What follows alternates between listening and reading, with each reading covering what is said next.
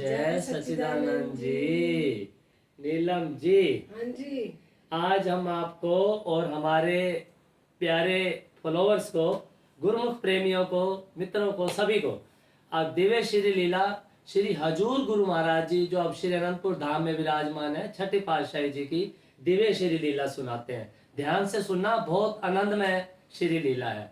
क्या हुआ नीलम, एक बार ना, अभी की बात है, थोड़े टाइम, कुछ समय हो गया है, तो बाई जी के साथ ना हरियाणा के बाई जी है, तो उनके साथ ना एक भक्तानी मत्था टेकने के लिए आई श्री अनंतपुर में। अच्छा। लेकिन उनकी तबीयत खराब थी, लेकिन वो प्रेमण कि जो प्रेमण ऐसे है कि तबीयत खराब है, सेवा भी करती है, कुटिया में भी करती है, कहते हैं मैं तो साथ चलूंगी, चाहे तबीयत खराब है चाहे कुछ है। वो आ गई तो यहाँ पर अपना श्री अनंतपुर धाम पहुंच गए। तो अचानक क्या हुआ, उसकी तबीयत खराब होगी। तबीयत खराब होगी तो सुखपुर हॉस्पिटल जो साथ है ना अपना अनंतपुर, श्री अनंतपुर धाम अपने गुरु महाराज जी का, तो वहां ले गए। तो उसका खून सिर्फ 4 ग्राम। अच्छा। तो वो कहे भाई मैं तो नहीं बचती, अब मैं नहीं बचती। उसको कहता नहीं, कोई नहीं, गुरु महाराज जी कृपा करेंगे, तो अपना इलाज तो करना है।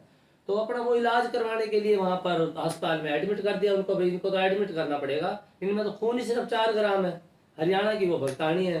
तो उन्होंने क्या किया फिर, है ना, अपने पंचम पातशाही जी का स्वरूप भी साथ लेकर गई हुई थी। तो उन्होंने गुरु महाराज जी को विराजमान कर दिया अपने वहां। तो उसने फिर ना बाई जी आ गए उसके पास। अच्छा। कहते हैं ना बाई जी आप मत्था टेक आए? कहता हाँ सर मत्था टेक आए। कहता फिर मैं क्यों टेकांगी, मैं तो बाई जी के साथ जाती थी, श्री गुरु महाराज के नजदीकी दर्शन करती थी। अच्छा। बाई जी के साथ जाती थी।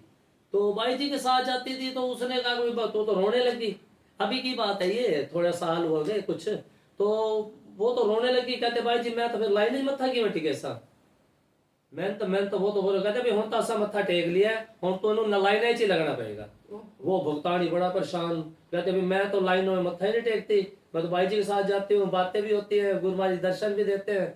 वो क्या किया, पंचम पातशाही का स्वरूप था उसके पास,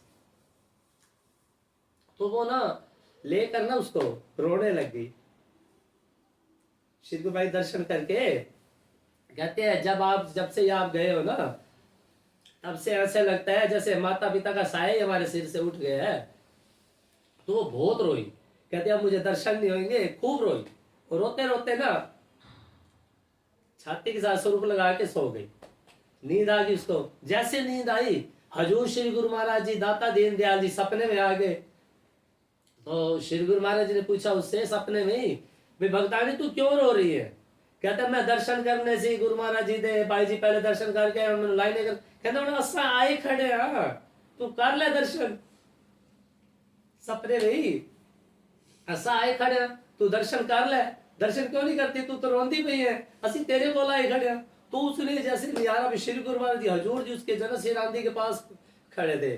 तो वो रोती रही, तो उसने दर्शन किए। तो श्री गुरु महाराज क्या सानू भूख लगी है, सानू कुछ खवाएंगे भी तो सही। तो उसने साथ शरबत था, जैसे सपने में शरबत का भोग लगाया, शरबत पिलाया। तो श्री गुरु महाराज से वो कहने लगी। तो श्री गुरु महाराज ने कहा भी है ना क्या दिक्कत होगी? कहते स्वामी जी मेरी तबीयत बड़ी खराब हो गई है, मैं दरबार दी ना सेवा करना चाहनी हूँ, मैं ठीक होना चाहनी हूँ। तो मेरे तो खून ही सिर्फ 4 ग्राम है, मेरे तो बच्चों की उम्मीद नहीं दस रहे डॉक्टर।